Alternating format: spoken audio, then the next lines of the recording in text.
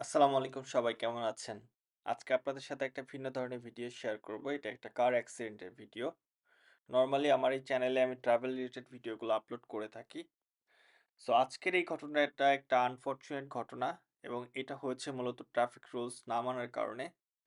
ফিনল্যান্ডে বলতে পারেন মোটামুটি সবাই ট্রাফিক রুলস মেইনটেইন করেই গাড়ি চালায় এবং এখানে যেহেতু উইন্টার এবং সামার টাইমে ২ টা সিজনে ২ রকম ড্রাইভিং কন্ডিশন থাকে এবং উইন্টারে নরমালি হচ্ছে গাড়িগুলো একটু স্লো ড্রাইভ করে এবং কেয়ারফুলি ড্রাইভ করে। সো আমরা যারা বাংলাদেশ থেকে আসি বা এশিয়ান কান্ট্রি গুলো থেকে আসি, আমাদের বাংলাদেশী কোনো লাইসেন্স থাকলে আমরা ফিনল্যান্ডে আসার পরে বা অন্য ইউরোপিয়ান কান্ট্রি গুলোতে আসার পরে সব দেশের রুলস মোটামুটি সেম। আমরা খুব সহজেই আমাদের লাইসেন্সগুলো কনভার্ট করে নিতে পারি। যেমন ফিনল্যান্ডে আপনার যদি বাংলাদেশী লাইসেন্স থাকে তাহলে আপনাকে কোনো ধরনের এক্সট্রা ড্রাইভিং টেস্ট দিতে হয় না এখানে। শুধুমাত্র আপনাকে একটা মেডিকেল টেস্ট দিতে হয়। আর আপনার একটা ফিস পে করে আপনার লাইসেন্সটা খুব সহজেই কনভার্ট করা যায়।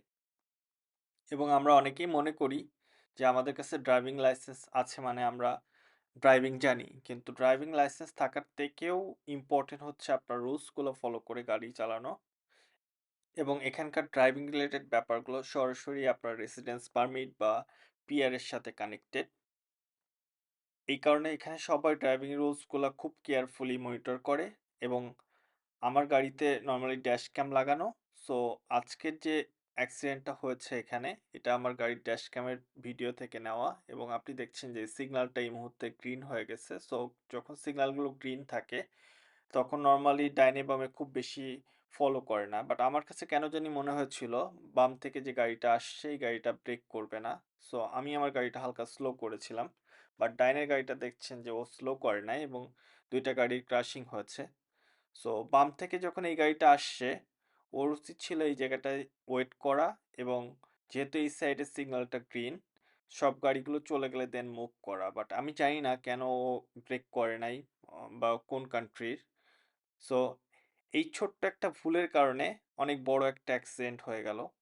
এবং আপনার ফিনল্যান্ডে নরমালি যখন অ্যাক্সিডেন্টগুলো হয়, হওয়ার পরে সাথে, সাথে আপনার পুলিশকে কল করতে হয়। এবং পুলিশের সাথে নরমালি ফায়ার সার্ভিস এবং অ্যাম্বুলেন্সের গাড়িগুলা ৩ টা গাড়ি একসাথে আসে। সো এইখানে আপনারা দেখছেন যে অ্যাক্সিডেন্টের পরপরই ওরা পুলিশকে কল করেছে এবং ২ টা ফায়ার সার্ভিস, ২ টা অ্যাম্বুলেন্স এবং ২ টা পুলিশের গাড়ি এসেছে। এবং ওরা এটা ইনভেস্টিগেট করবে এবং যার ফল্ট থাকবে তাকে ফাইন করবে এবং ওরা এই সিচুয়েশনটা পুরাপুরি ইনভেস্টিগেট করে ইন্স্যুরেন্স কোম্পানিকে ইনফর্ম করে দিবে। এবং এখানকার আপনার অ্যাক্সিডেন্ট করার পরে পুলিশ যে ফাইনগুলো করে, সেটা ফাইনটা হয় বেসিক্যালি আপনার সেলারির উপর ডিপেন্ড করে।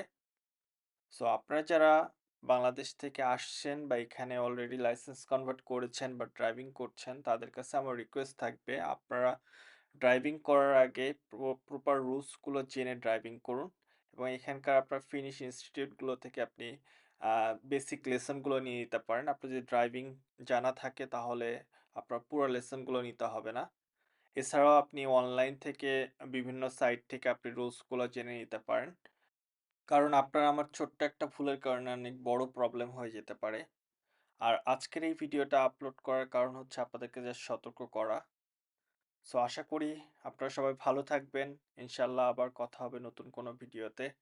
ধন্যবাদ সবাইকে। আল্লাহ হাফেজ।